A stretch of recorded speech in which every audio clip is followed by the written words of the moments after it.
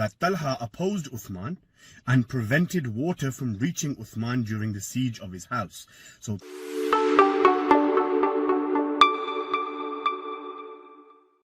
after the death of Uthman radiallahu anhu came the caliphate or the caliph's rule of Ali radiallahu anhu.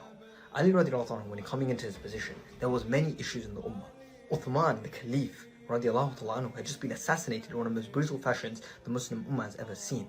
They had raided his house, they had killed him, they killed the people who were supporting him.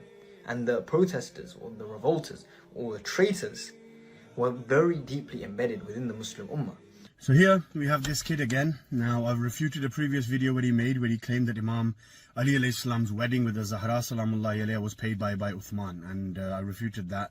The guy showed no evidence, no nothing. Now he's decided to do something even worse. He's decided to speak about the Battle of Jamal, the first fitna. The problem that you're going to get, my uneducated brother, is the fact that Ahl Sunnah have advised not to speak about the Battle of Jamal, the first fitna or the second fitna, completely. They say it was something that happened in the past between the Sahaba, there was a disagreement, and we're not, in a position to judge, therefore we should not speak about it. So Ahl Sunnah decide to not speak about Jamal and Siffin specifically. You've made the mistake of actually going ahead and making a video about the Battle of Jamal. So yeah, you kind of messed up by doing that. So now you've given me the opportunity to respond back to you. So question number one, do you know who killed Uthman? Because you just said that the hypocrites and the traitors who killed Uthman were embedded within the Muslims, right? I guarantee you don't know who they were. Tabaqat ibn Sa'ad, volume 3, page 71, and Tarikh Tabri, volume 3, page 402 to 405, both of these narrate that the killers of Uthman were rebels that were led by Muhammad bin Abi Bakr ibn Harb and Kinana ibn Bishr. So at the moment we see what? That Muhammad bin Abi Bakr is directly involved in the killing. Bidayah wa Nihaya, Sunni book by Ibn Kathir, volume 7, page 183 says that Muhammad bin Abi Bakr was among those who entered the house of Uthman and he seized Uthman by his beard, right? And then somebody else had killed him. So he was directly involved in the killing. Tarikh Tabri, volume 3, page 402 states that Talha opposed Uthman and prevented water from reaching Uthman during the siege of his house. So Talha is also involved in instigating hate, blocking water for Uthman and oppressing the Caliph of the time. So let's move him. So we've got Muhammad bin Abi Bakr and then we've got who? We've got Talha. Imam Ali alayhi salam said to Zubair in the Battle of Jamal, you are responsible for killing Uthman. So that's Talha, Zubair and who? Muhammad bin Abi Bakr. Now let's see what Aisha thought about Uthman, shall we? We look at Tarikh Tabri, volume 3, page 477, and Bidayah wa Nihaya by Ibn Kathir, volume 7, page 183. Aisha said about Uthman, may Allah kill him, for he has become a disbeliever. Hold on. I thought Uthman was the third rightly guided Khalifa. Aisha is saying he's a disbeliever and saying that may Allah kill him. And she used to mock him as well. After Aisha has a disagreement with Uthman, she goes to Makkah.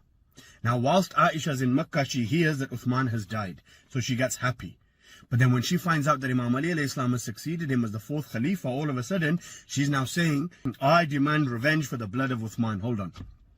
You just said he was a kafir and you prayed to God to kill him. You revolted the people against Uthman. You were happy when you found out that Uthman had been killed.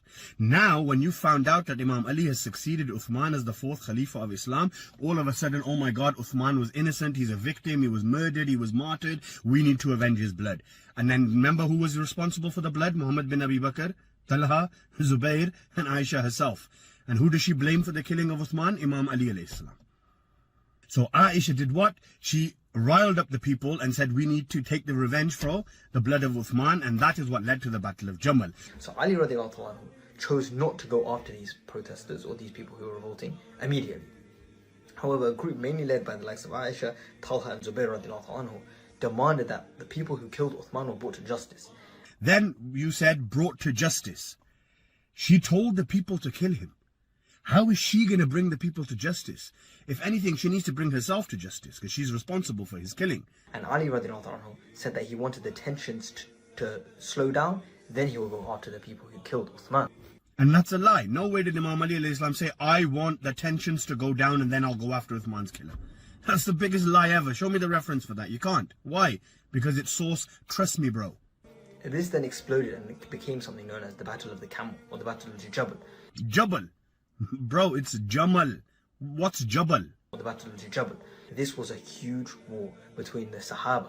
This was between Ali radiallahu anhu, who was the son-in-law and cousin of the Prophet, and Aisha radiallahu anha, who was the wife of the Prophet and the most beloved person to the Prophet.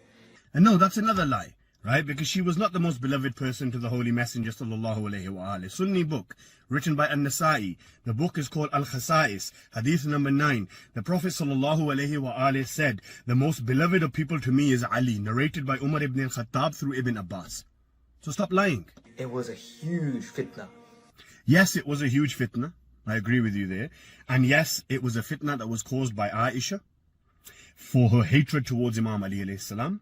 And it led to death on both sides of people who were both equally as righteous. And no, you can't have both parties equally as righteous as each other, right? The Prophet said, Ali alayhi salam is with the truth, and the truth is always with Ali alayhi salam. Then he said, oh Ali, I am at war with whoever is at war with you. Okay, perfect. Now, when Aisha wages a war against Imam Ali, it's not two righteous individuals or two righteous groups of people. It's Haqq versus Batil. Ali is Haqq alayhi salam. Anybody that fights Ali alayhi salam is going against the Haqq.